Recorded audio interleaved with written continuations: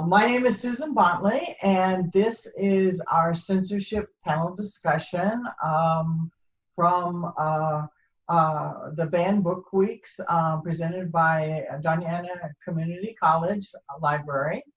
And we have three panelists with us right now.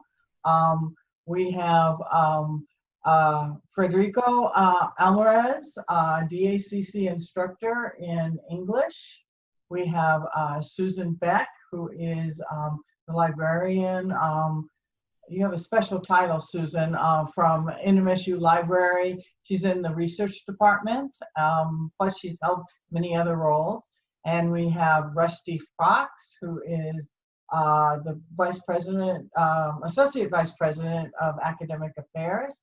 And our fourth panelist, I think, will be joining us shortly. If not, we'll just get started with the three. And when 𝘍𝘦𝘤𝘬𝘳𝘪 comes up, then we will introduce her. She's a science instructor here at DACC. I want to thank you all for coming and for our visitors. And we'll get started with our first question. Any comments that you have, any questions that you have, could you please put them in the chat box? Jose Aranda will be monitoring that for us, and at the very end of our discussion, there'll be a time for a question and answer period. So let's get started with the first question, and I think we'll just go alphabetically. The question to the panelists was, what are your experiences with censorship? And can you remember an encounter with materials, either reading materials, listening materials, or watching materials? So it could be any type of information where or access to those materials was challenged or prevented. And we'll start with you, Frederico. Oh, okay. Well, I tell you, I was raised to be a gentleman. Some people may say it's sexist, and that's fine with me. But I would like to, at this point, I would like to defer to Susan if she would like to go first. If not, I can certainly go first. Like I said, it's the way I was raised. Okay, thank you. I'll take it. I appreciate that. Yeah, I've got a couple of incidents where I've dealt with censorship or reading materials being challenged.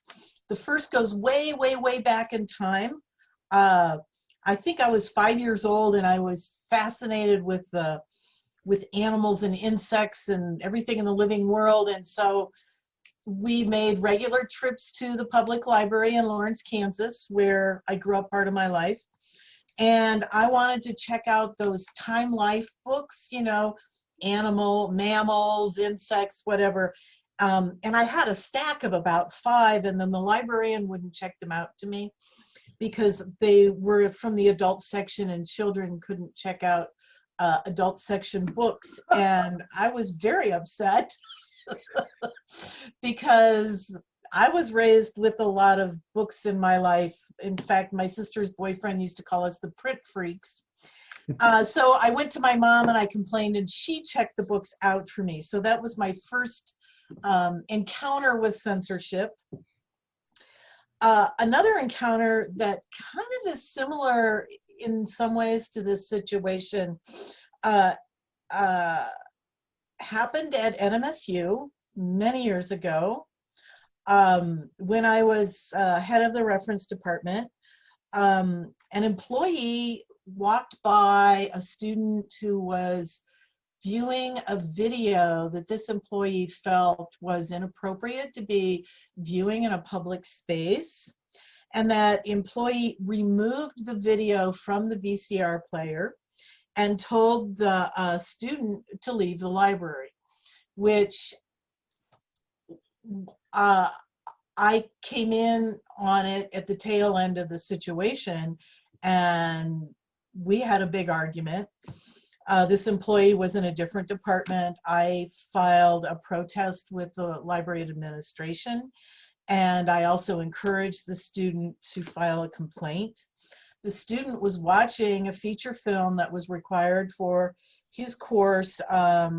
It was an R-rated movie. I cannot for the life of me remember the title of the movie. But what happened was nothing.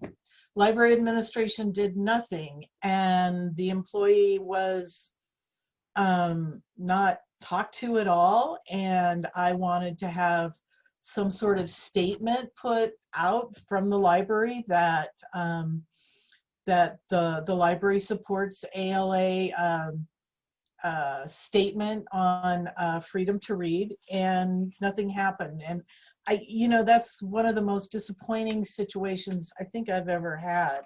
And then the last one was a student challenged an art book that had photographs. Some of them were of semi-naked children, shirts off, whatever. And I responded to the challenge by writing a letter to the student. And I actually did have the support of library administration at that time. And it was the same library administration as the earlier situation, denying banning the book. I didn't feel that personally it should be banned. It wasn't pornographic at all. And it was an art book. But anyway, those are some of my situations that I can call to mind right now. And it's kind of a mixed bag.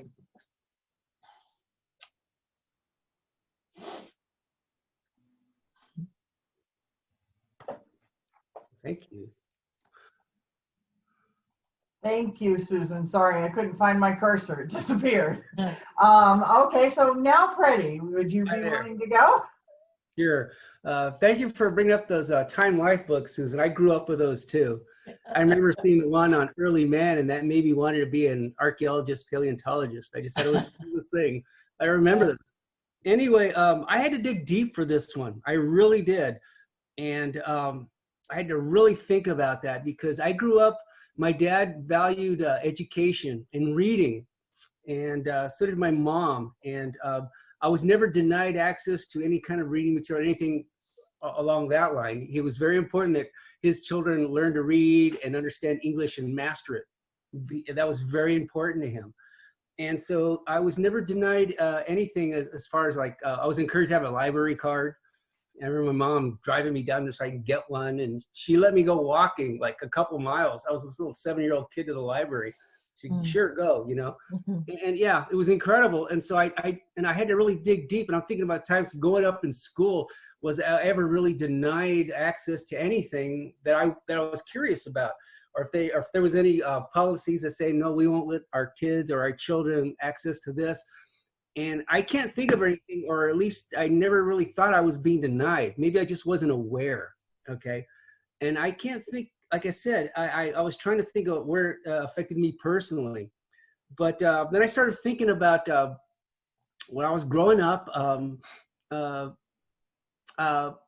with my dad. We used to always watch NBC News together, the 𝘚𝘏𝘥𝘦𝘻 report, right?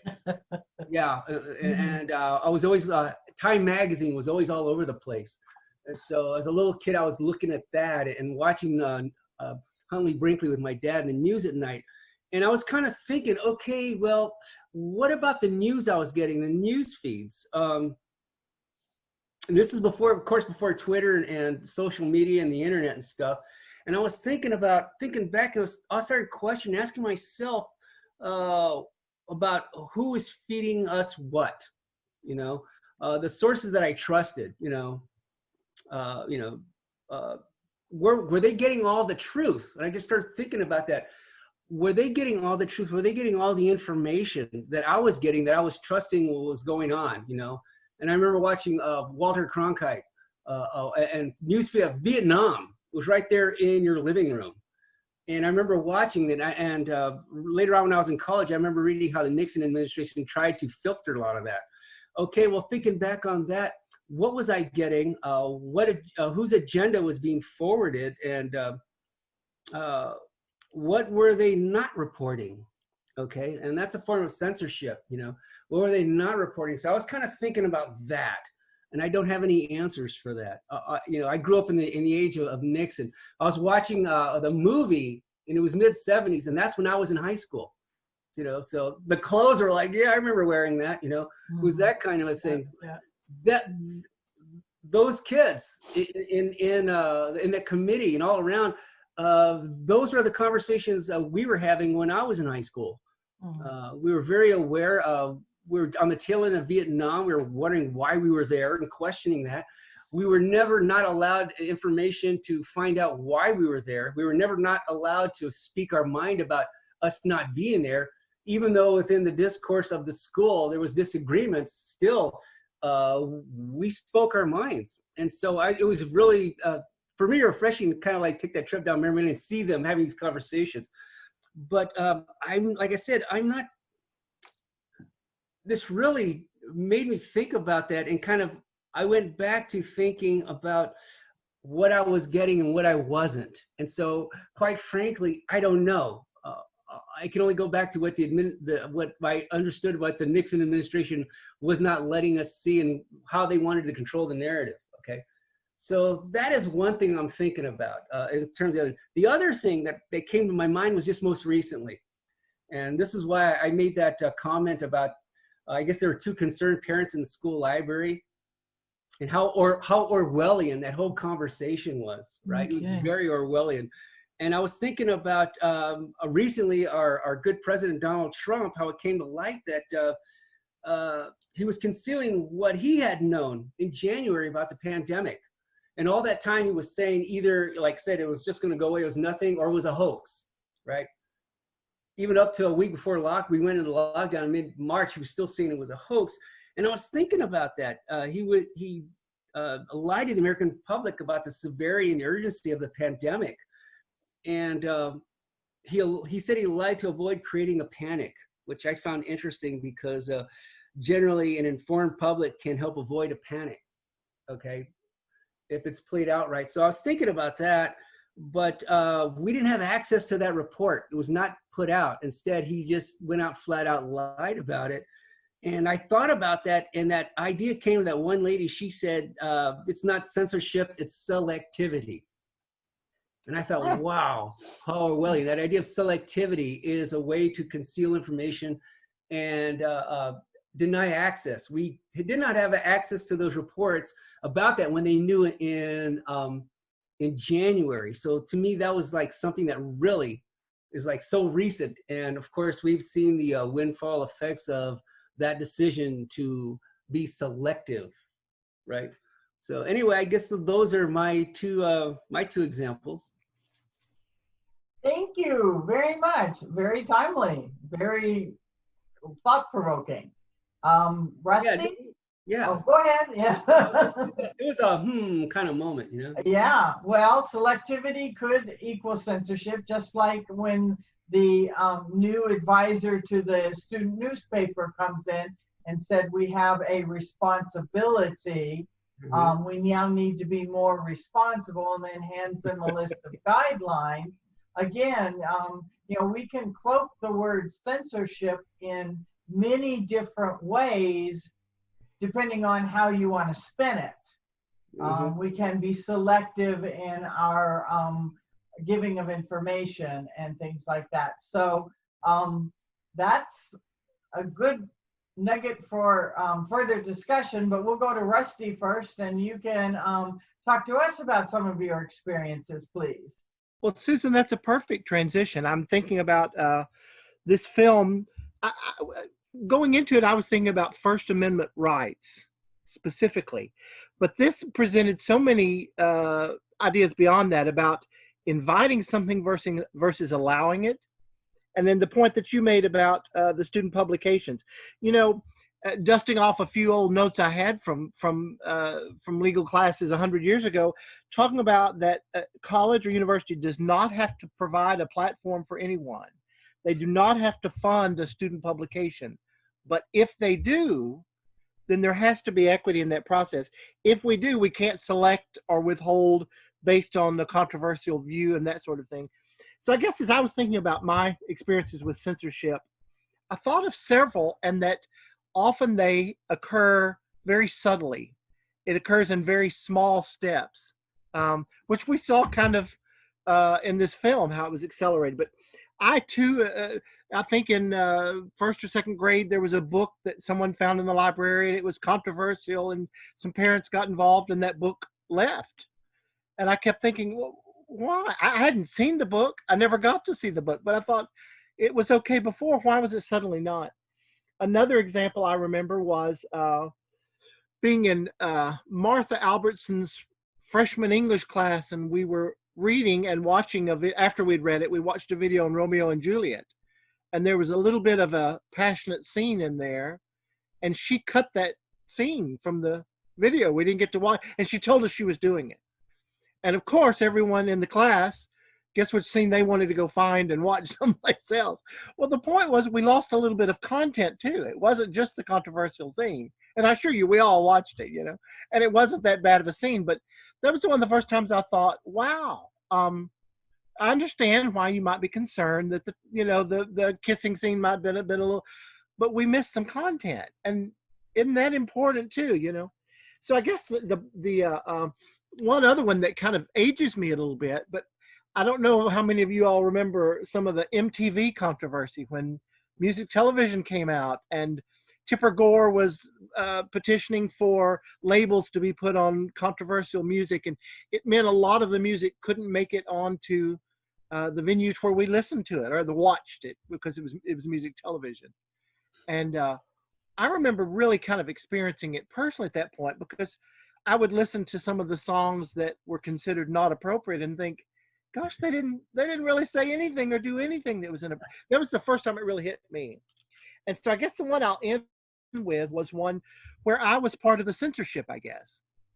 At a previous institution that had multiple campuses. This occurred on a campus not mine, so I was kind of adjacent to all of it. But the state of Texas, in its lovely wisdom, implemented, talk about popular majority rule versus minority, the right to carry, which was the right to carry guns on campuses and other places.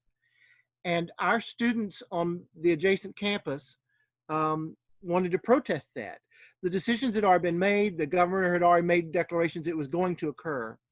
But they got very upset and wanted to make a protest.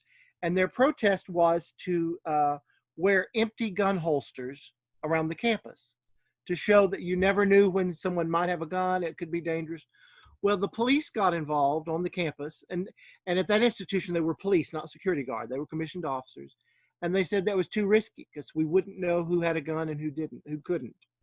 And so that institution, and again, I wasn't the one making the decision, but I was in a lot of the conversations where we were exploring it. And the administration of that campus said, yeah, we agree, that's too dangerous. We're going to ban empty holsters as a protest.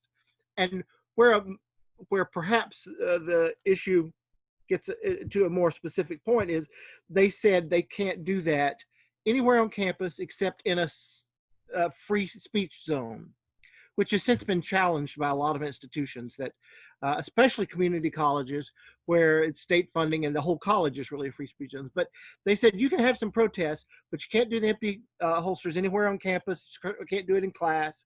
You can only do it in the free speech zone. And the ACLU and some other groups were involved and sued the college and were successful. And they said, you can't do that, you know? So it was very interesting for me to be on the side vicariously and adjacent to the side that said, yeah, it really isn't safe, we can't do that. To be suppressing materials, action, speech, because of what we thought really was a safety thing. And then for the courts to say, you're wrong, you can't do that. So that's kind of my experience with censorship. But as I look through several examples I might share, I kept noticing how often it was just a very small thing. And I'm still not certain how I feel on the film, which way I would have gone, because again, I wrote down invitation versus allowing it. But she did talk about the instructor, the sponsor talked about, and some of the community members. Well, what about just this one person on this one topic at this one time? Mm-hmm. And that's often how censorship starts and accelerates. So those are my thoughts. Well, Thank you very much, Rusty. And that's a nice segue into the next question. But I was going to mention again, you know, with the banning of books, each individual challenge or ban is one instance in one location.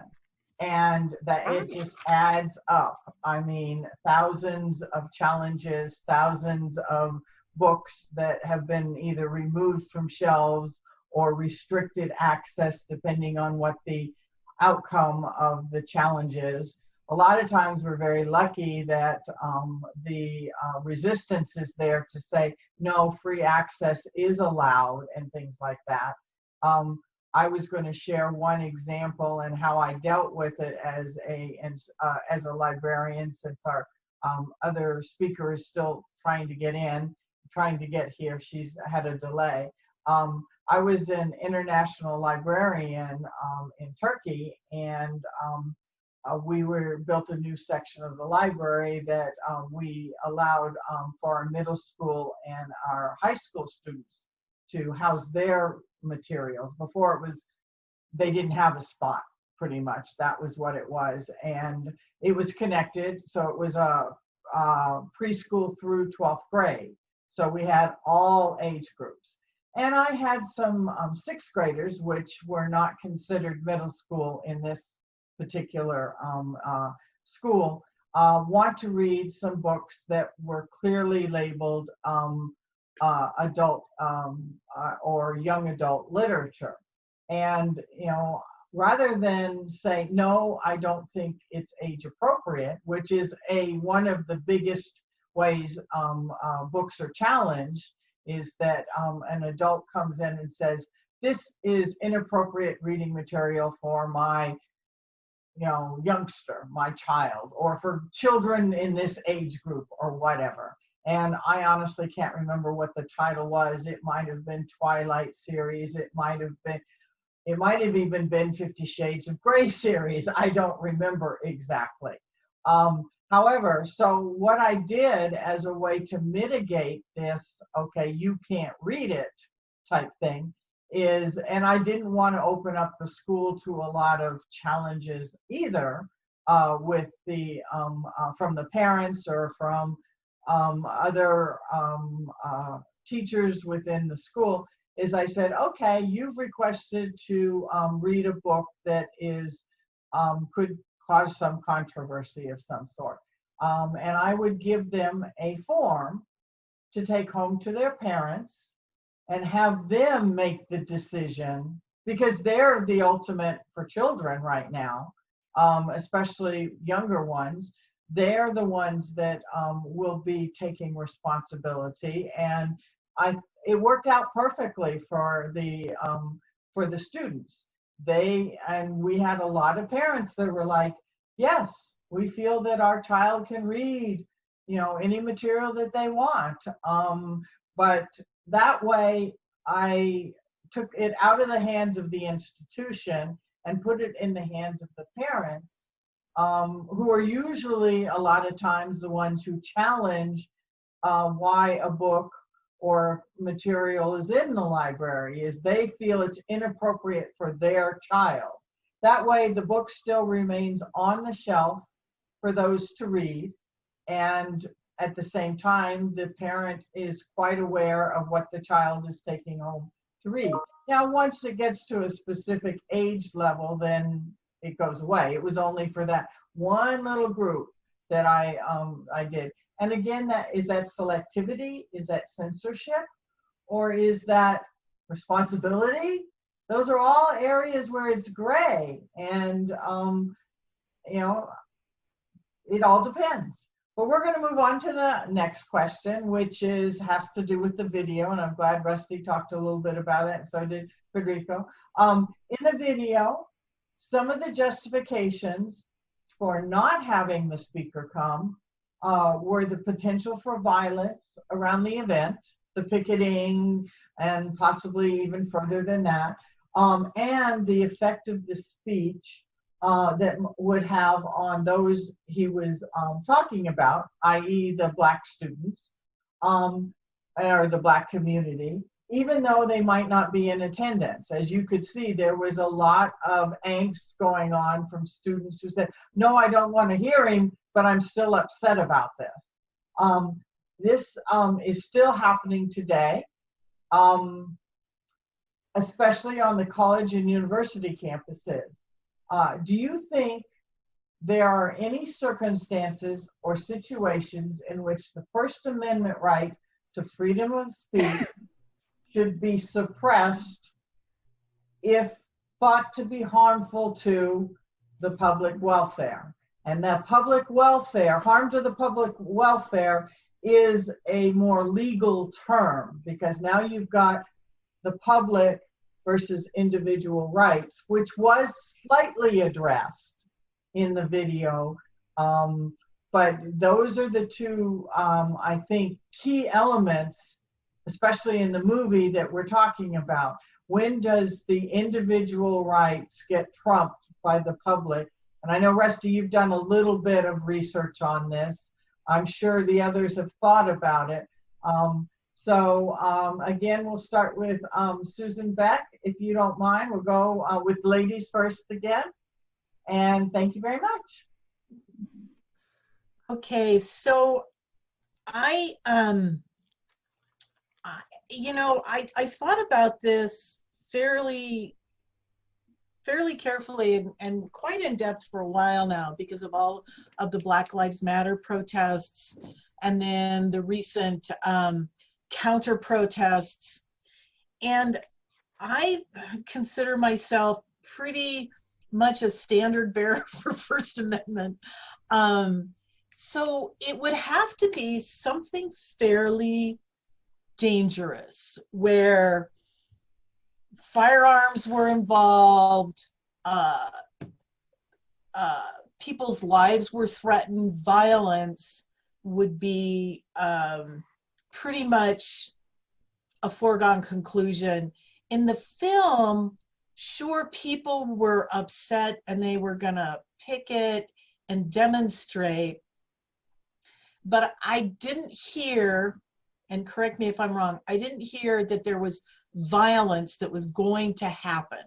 You know, people would show up with firearms or bazookas or flamethrowers or anything like that. And I know that speech can be very, very hurtful. In fact, speech can be a lot more hurtful than actual physical violence to one's psyche.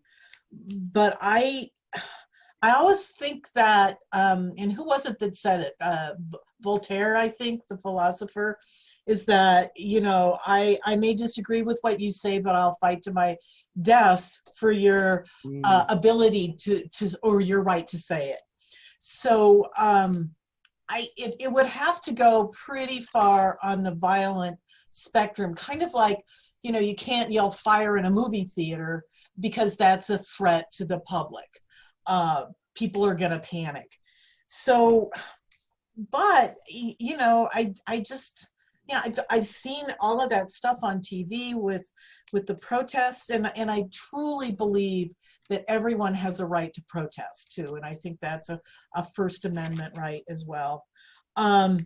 So that's where I am. But I'm also, in one of my many jobs at the library, this library and others, I've been a responsible person for the well-being of others in the library. In fact, I was building monitor for 1 year, which was a job that I absolutely hated, because I had to deal with, you know, toilets overflowing and all that kind of stuff. But anyway, you know, you have to protect everybody in the library and make sure that you know, people aren't endangered. So I understand the need to protect the public, but I also feel that it's important to balance people's rights. And as I said in the chat, why didn't they come up with a solution of having another speaker or having a debate or that sort of thing? I thought there was a good solution for Boyd to have his statement, but then others could have theirs. And that's really what what our whole democracy is all about, is informed debate. So anyway, those are some of my thoughts. Kind of rambling, but oh well. Well, thank you very much. And given, again, a lot of food for thought. And where is the balance? Frederica? Man, that's a complicated one. I looked at that and like Susan, I mulled it over. I'm like, God, you know. Susan told me I had to say yes or no. I couldn't explain. Yeah, this is really Yeah. complicated because I'm like I said, I was going through the arguments and all the concerns that were being voiced in this movie. And obviously whoever wrote it did their homework in terms of what everybody thinks about something like this. So I thought that was kind of well written.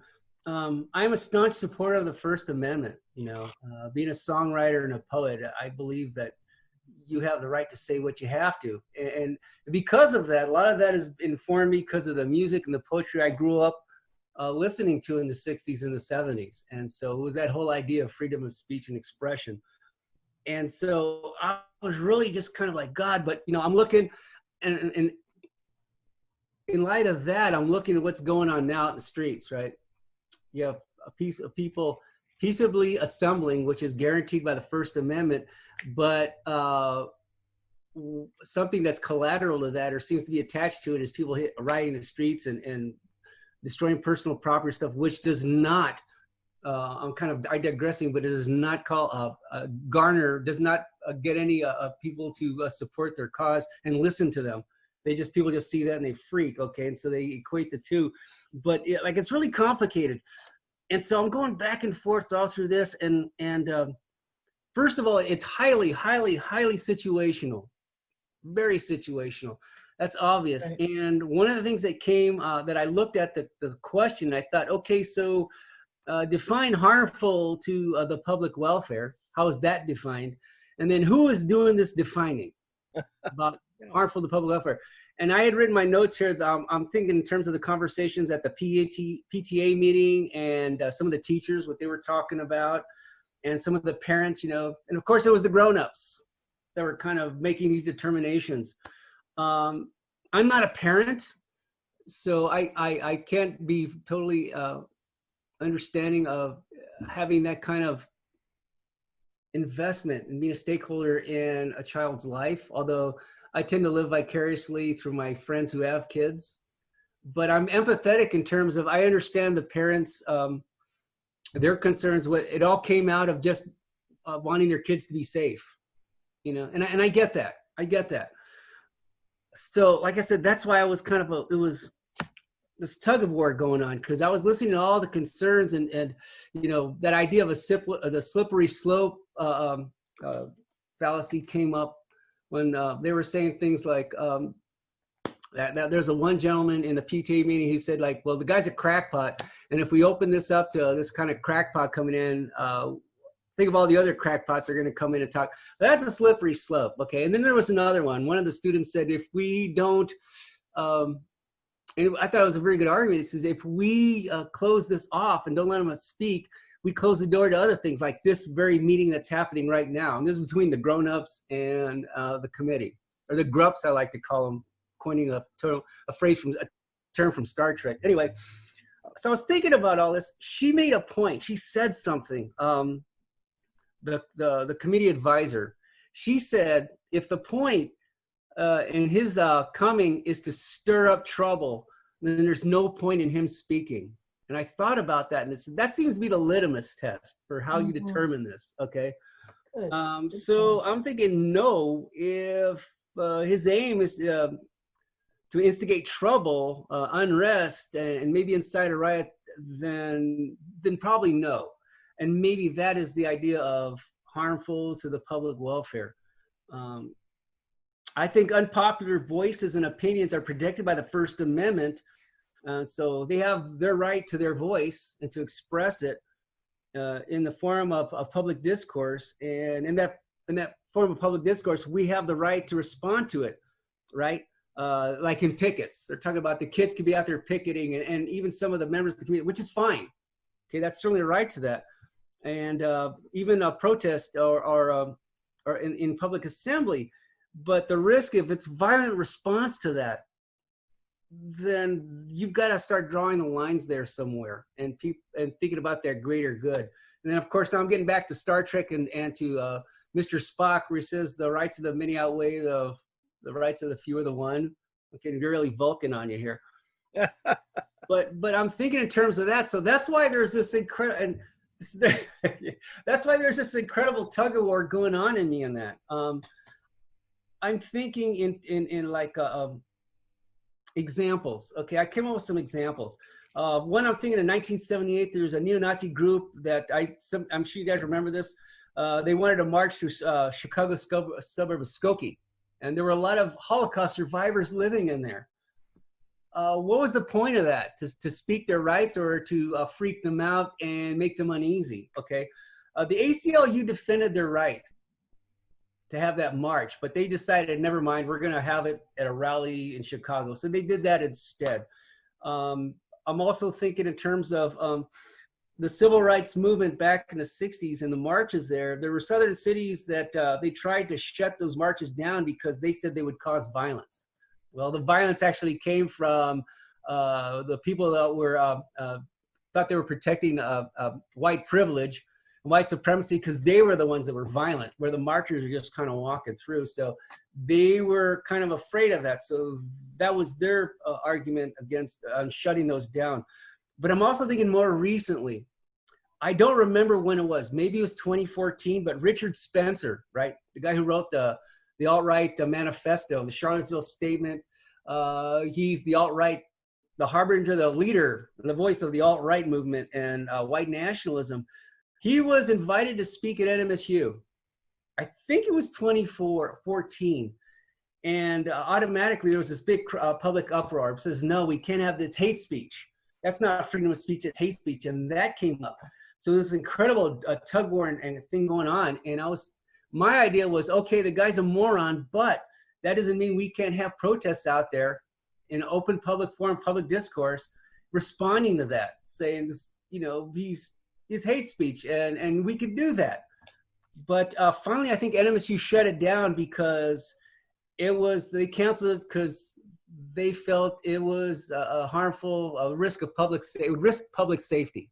And I think that's why they shut it down, because they thought it might cause riots and stuff. And the precedent for that was, I think earlier before that, he was going to speak in Berkeley.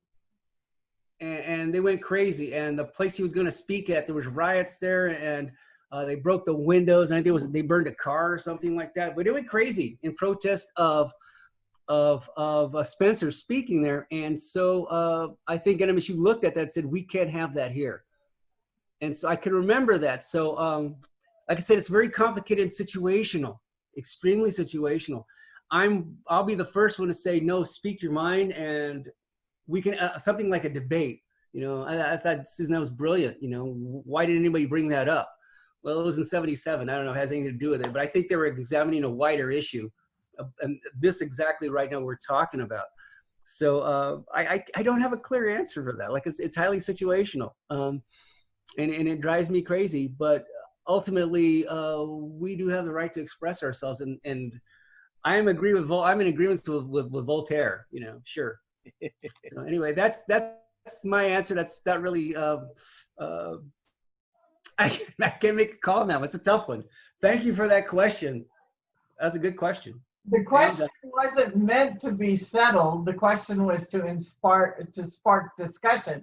And those are the best types of questions, the open-ended ones that don't have any clear-cut answer, because I have to agree with you, and I think our other panelists probably will, and the people attending, is that it is situational.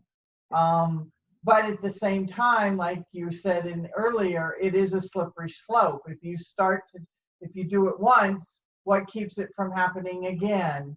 Or in, like the movie showed, the unexpected, unintended consequences of just the debate around this, about how people use their influence to start to make changes, like in the public library, where they denied the space to someone who had already been approved to say that because of the current situation, we've decided that this is not a good idea to hold this. Now, if the current situation had never happened, they might have gone forward with the speaker on the legalization of marijuana. So we have no idea about what decisions and how they are going to affect future or existing events. And so lots to think about. And Rusty, we want to hear your opinion about the same question. Do you need me to repeat it, or? I've got it written down in my notes. Good. Okay, thank you. Perfect. I think a perfect segue. Thank you, Federico, and also Susan about, or both Susans.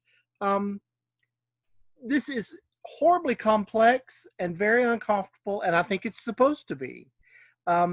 These situations warrant, and I'm stealing these words from somebody else, that it's a case-by-case review, but that case-by-case review is how social change occurs, and it should be complex, and it should be very hard work, and it should require not purified discourse, but our greatest intentionality in our work and discomfort at looking at, and I think Susan Beck, you're the one that kind of talked about this with the having the debate, but looking at the underlying causes of why this is uncomfortable, looking at the underlying causes of inequality and bigotry and what we can do about that.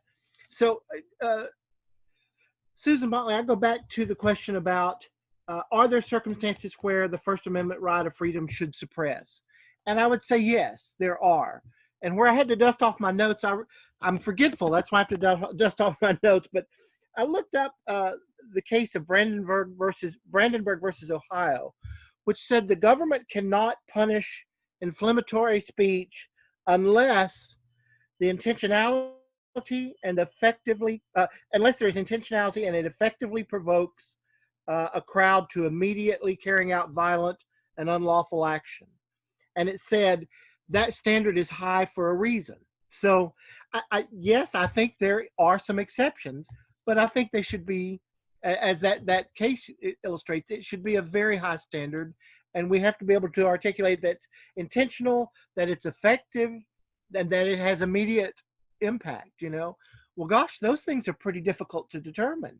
And I guess I'm thinking about in this film, I kept thinking about, okay, the right of First Amendment speech. Yes, the guy has the right to come to the campus, but does the institution strategically want to do that? Is that helping them with what they've set as goals? Is it helping, and does in taking on that much controversy lead them to where they're wanting to go?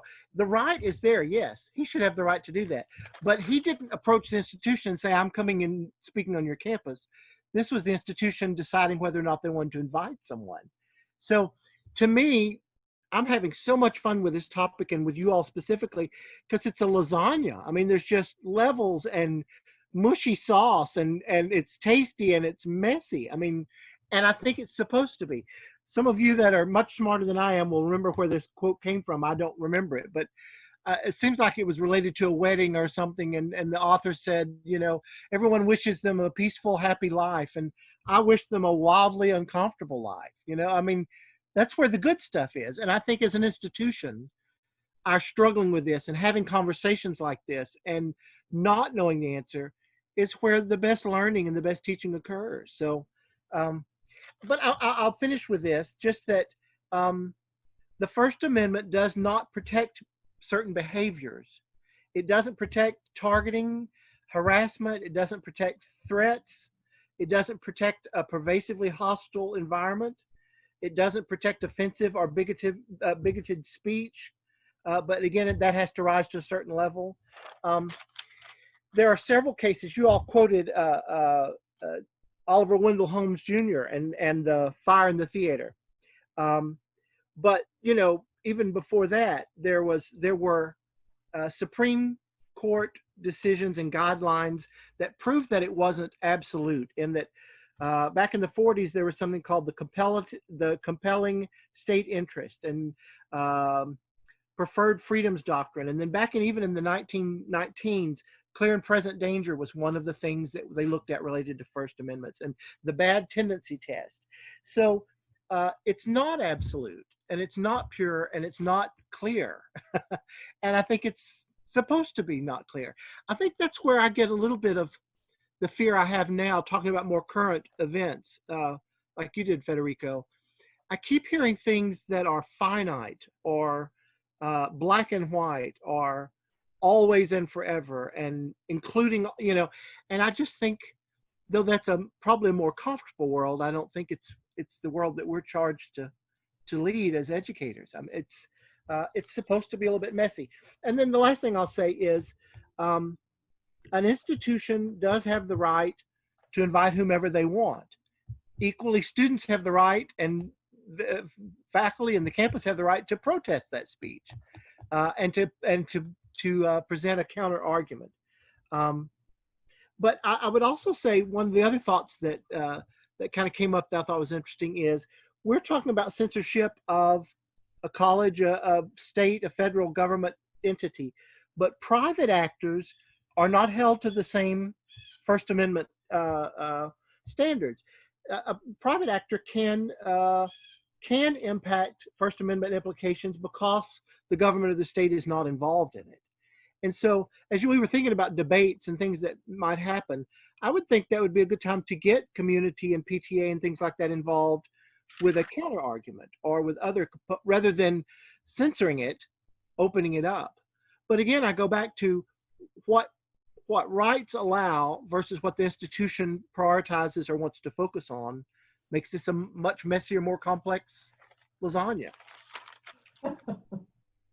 Well, thank you very much, Rusty. And we're getting to the end of our presentation. I do want to leave the panelists as well as the attendees with one question to think about. And it is, how do you think the times that we are currently living in will impact censorship? Yeah. Do you think it will produce a more open mindset or a more conservative thought? These are things that, coming up to our election in just over a month, about 6 weeks or less, you should consider. Where are the First Amendment rights involved with the Black Lives Matter issue that Federico brought up, and several of the others? Where are the First Amendment rights in the speaking of the presidential candidate and President Trump, and what goes around all that, and the people that support them on both sides? All of this. Should information be selectively shared, as Federico mentioned, or is it something that is decided by a small group of people, what would be least harmful to the public type thing?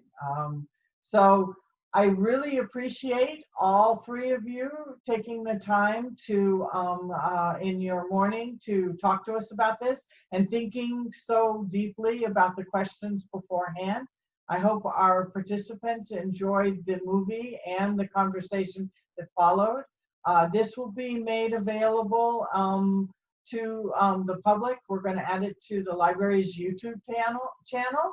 And I will be sharing out the link to anyone who wants it. We'll be posting it on our banned books page for the library. I'll be putting it on Facebook, and I think that it'll also probably be shared on the DACC, just their own YouTube channel. They'll want to have it too. So thank you very much, Susan, Federico, and Rusty, for your time and your expertise. Any last thoughts before we close it off, other than thank you and bye? No, thanks so much. It was a real privilege. I appreciate it. Yes, a great conversation, enjoyable. Thank you so much. All right then. Thank you, Susan. Thank you.